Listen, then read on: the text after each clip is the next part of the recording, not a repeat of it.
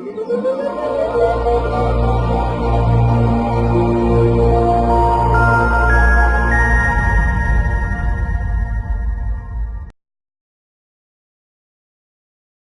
to talk to anyone was one of the most issues that bothered me as I was growing up. Being labeled as shy by my parents and peers and having my hands, feet, and whole body frozen when confronted with a situation where I needed to speak out and express myself exploded the feeling inside me that talking to people is a very difficult thing. I always watched with envy other people conversing freely with no problems and wondered how I can cultivate the same skill. How can I be like them? How can I talk without barriers? I would not say it was an easy process to get out of that cocoon and develop the skills of talking to anyone. It was a path paved with more struggles than ease and more failures than successes. But that does not matter. The only thing that matters is that I reached my destination. I arrived at a place in my life where I can converse freely and express myself openly, not afraid to be scared by others. And that is all that matters. How can I talk to anyone? I always ask myself this question. Again and again I would think about it and feel ashamed and dismayed by my shortcomings. Why am I so weak? I would silently wonder to myself, growing even weaker by the question itself. You change only when you decide to change. You get out of a situation when you make up your mind to get out of it. You acquire new knowledge when you open yourself to new ideas. And you develop a new skill when you're willing to act. There is no other way. How did I find the answer to the question that bothered me? Well, it was a long journey that started by realizing my situation, admitting to myself my weaknesses, accepting them rather than mentally fighting them, understanding the importance of changing my reality, and then finding the resources that can help. Reading books on the subject, discussing the issue with family, eagerly and carefully watching talk shows and TV series to pick up nuggets here and there that can help. All of these helped only because I was willing to take action. I was willing to take a first step, to face my fears and to do something. If I did not do that and relied only on resources without taking action, I would still be struggling till this moment. Let me teach you a point or two about what I learned on the subject of how to talk to anyone. It might help you find your path and shed your cocoon. The first thing I want to tell you is that I found out that feeling this shyness and anxiety that I used to have whenever I was in a situation where I needed to talk to others, that crippling feeling that swept over me every time I thought I'm putting myself in a place where I need to talk to new strangers, was just a big boo-boo and has no roots or foundation. Why did I used to freeze in these social situations? In the answer to this question lies the salvation from this problem. It is because of fear. Fear that people would judge me, label me, think in a funny or bad way about me, find me boring, find me unamusing, find me stupid, knowing nothing, find me lacking, or discover I am weak.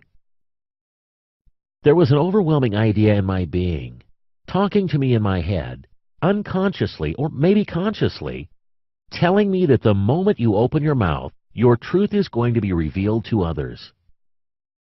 Sometimes I would be so afraid not to have an intelligent response or a shrewd answer for a comment by someone. And to avoid being exposed, I would just freeze and smile all the time, giving short answers to anyone who would address me. If by any chance I gave a good response to a question or remark, I would be ecstatic for a week, like I have achieved a breakthrough. What a pity.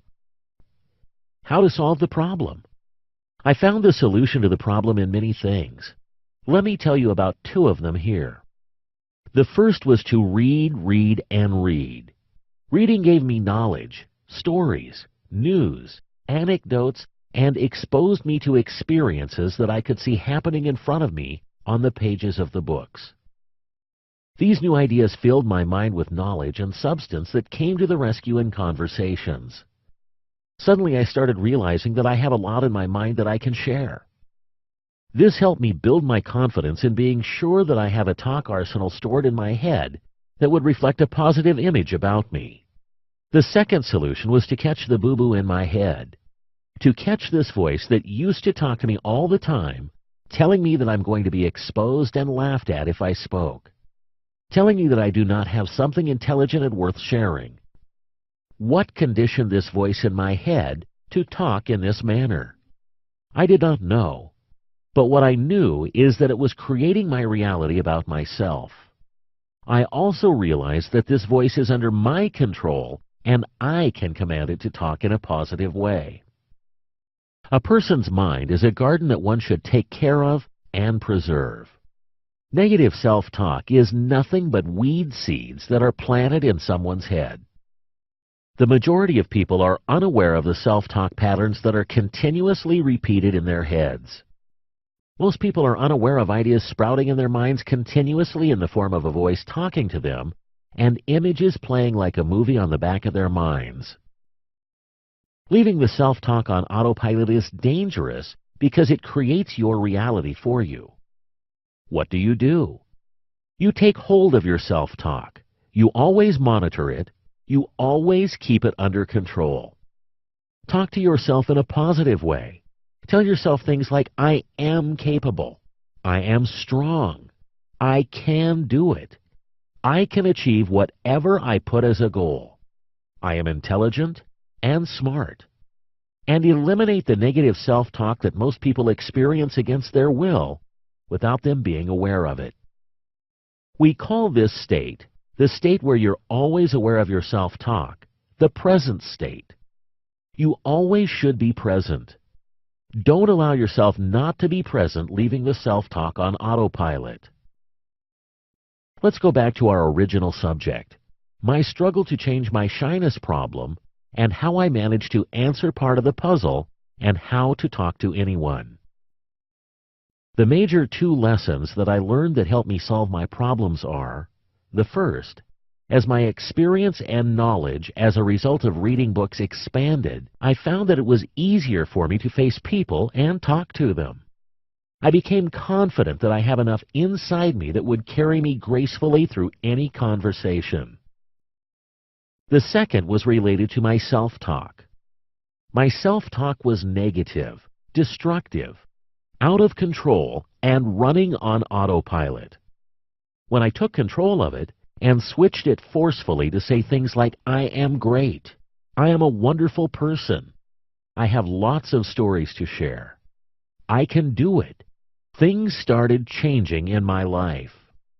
I started believing this new voice in my head, and it created my new reality. I managed to disbelieve the childhood labels that stalked me for a lifetime. How to talk to anyone is a skill that starts with believing in yourself and your abilities. Build that belief by building your knowledge through books and take control of your thought train. And then seek out resources to teach you some conversation skills in this area.